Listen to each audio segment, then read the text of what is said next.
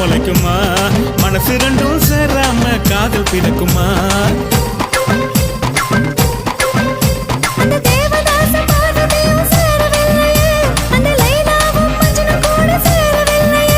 அடி நீயும் நானும் சேர்ந்து விட்டா அவங்க ஆசை தீருமடி.